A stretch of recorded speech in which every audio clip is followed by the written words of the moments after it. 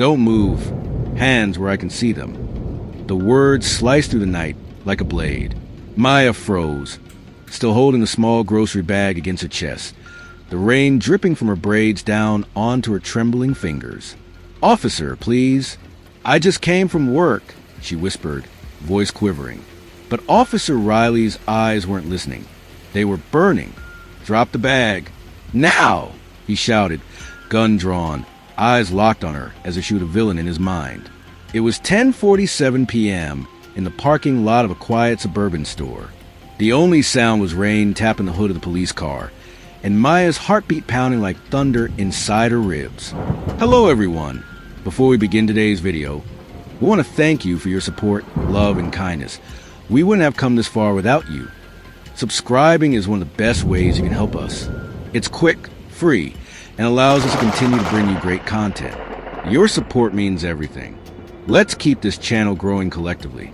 Where are you watching from? Drop your city and country in the comments below. Thank you very much. Now, let's get back to the story. Maya Johnson, 23, had just finished her late shift at the diner. The same diner she'd worked at since she was 18 to help her mom with medical bills. She'd saved every tip, every extra hour for one dream, to go to nursing school. But that night, she took the wrong bus home. It dropped her 3 blocks away from her neighborhood, and she decided to walk through the parking lot shortcut. That's when OfficerRiley spotted her. He'd been sitting in his cruiser, seething quietly. Earlier that day, he'd been embarrassed. His colleague, Officer Dalton, had publicly scolded him for mishandling a traffic stop. The rookie who made him look bad? A young black woman who had calmly quoted the law when he overstepped. Her name? Maya Johnson.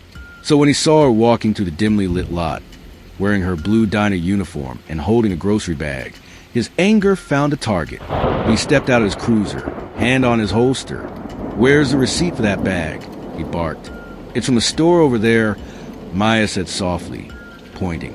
"You can check." "I didn't ask you to point," he snapped. "Hands up." The rain intensified. People inside the store peered out, confused, but nobody stepped in. Maya lifted her hand slowly, tears mixing with rainwater. "Please, I didn't do anything." Riley's mind twisted her fear into guilt.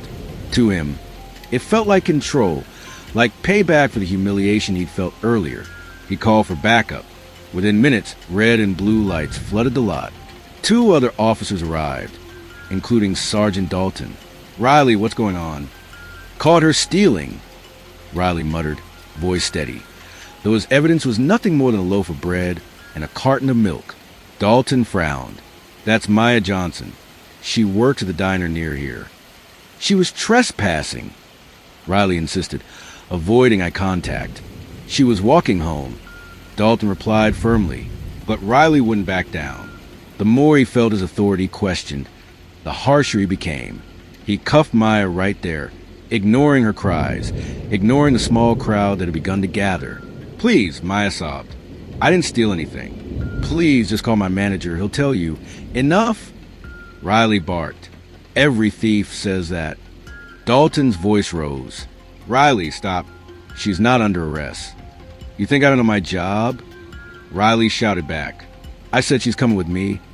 Dalton's jaw tightened. "You're making a mistake." But Riley was beyond reason. His pride had mixed with anger and jealousy, because deep down he remembered something. His wife had once worked with Maya at that same diner.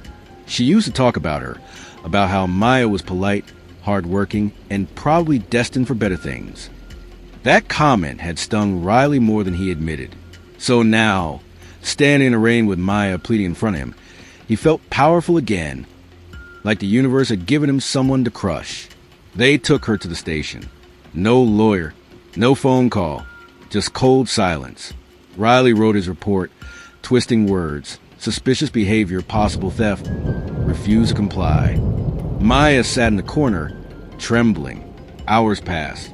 Her mom, Gloria Johnson, kept calling her phone, getting no answer. By morning, she panicked and went to the diner, where the manager said Maya never came home. The police station finally confirmed she was in holding. When Gloria arrived, Riley refused to let her see her daughter. "Ma'am," She's under investigation. Investigation for what? She cried.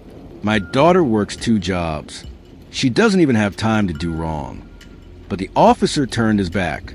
Sergeant Dalton found Gloria crying in the hallway and quietly whispered, "Ma'am, give me some time. I'll find out what really happened." Dalton checked the store security footage and saw everything. Maya had paid, smiled at the cashier, and left quietly. No theft, no crime. He confronted Riley that afternoon. "You lied. I acted on suspicion. You handcuffed an innocent woman, Riley, because you were jealous."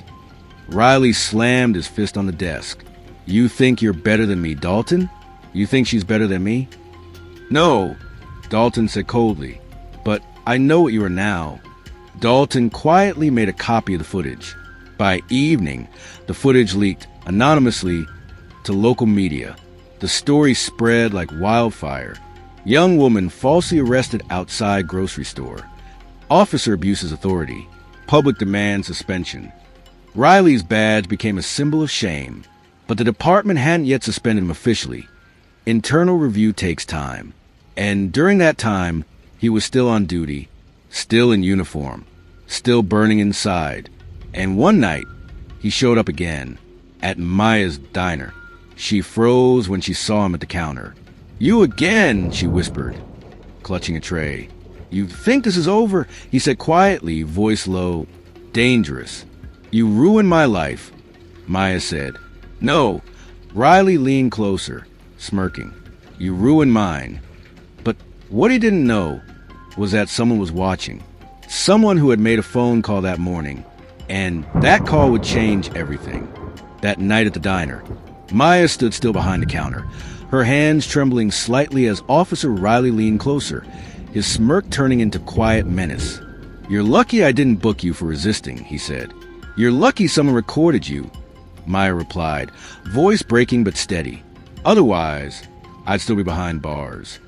The room went quiet. Customers stopped eating. Even the old jukebox in the corner seemed to pause mid-song. Riley's face darkened. He reached into his pocket, not for his weapon, but for his phone. "Watch how fast the story fades. People forget," he sneered. "They always do." But then, before he could say another word, the door to the diner opened, and in walked Sergeant Dalton, followed by 2 internal affairs officers.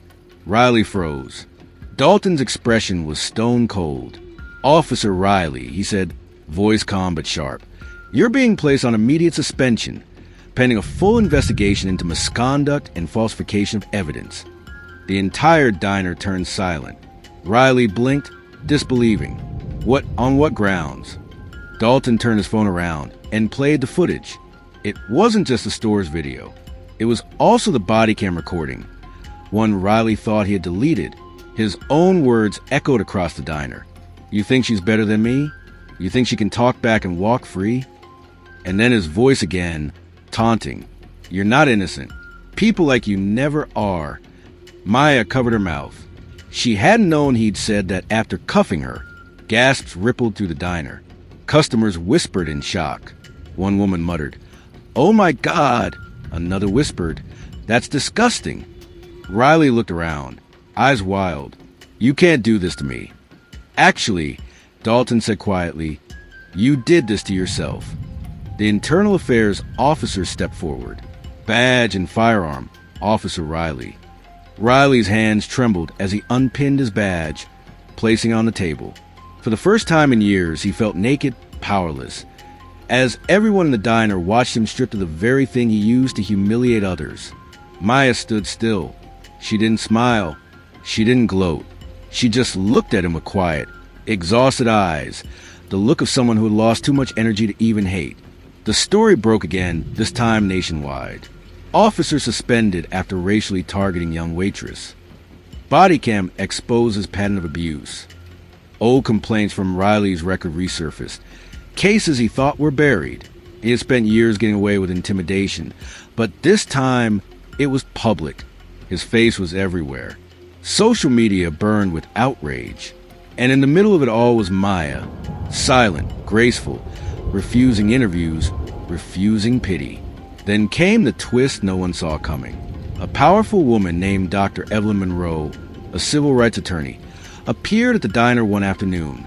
She introduced herself to Maya quietly. "I'm not here for the cameras," she said. "I'm here because my foundation helps women like you. We're starting a scholarship fund, and you're the first recipient." Maya's eyes widened. "Scholarship for nursing school?" Dr. Monroe smiled. "We've already covered your tuition."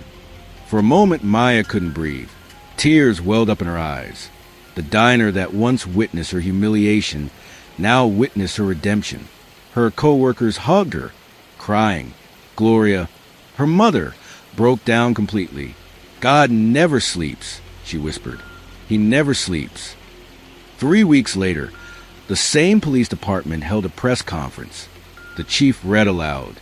"After thorough investigation, Officer Riley has been terminated from duty effective immediately. Disciplinary action will be taken against any member who suppresses misconduct." Reporters shouted questions. Riley wasn't there. He had resigned, disappeared from town, his career over. Dalton, now promoted to lieutenant, made sure the official statement included something rare in police press releases. "We failed a young woman who deserved protection, not persecution. We owe her more than an apology. We owe her reform." When Maya saw that clip on TV, she whispered to her mother, maybe good cops do exist." Gloria smiled faintly. "Yes, and God made sure you met one when you needed him most." A year later, Maya sat in her first nursing class. Her uniform was crisp white, her ID badge shining. She looked calm, peaceful, but inside her heart was pounding. Her phone buzzed. It was an unknown number. She hesitated, then answered. "Hello." A man's voice, low and familiar, spoke on the other end. "Maya, it's Riley." Her body tensed instantly. Silence. "I just wanted to say," he continued softly, "I saw you on the news. You did good. I'm trying to be better." She ended the call. Then she looked out the window, the sunlight glinting on her new badge, and whispered, "Some lessons come too late." She turned her phone off and walked into her new life.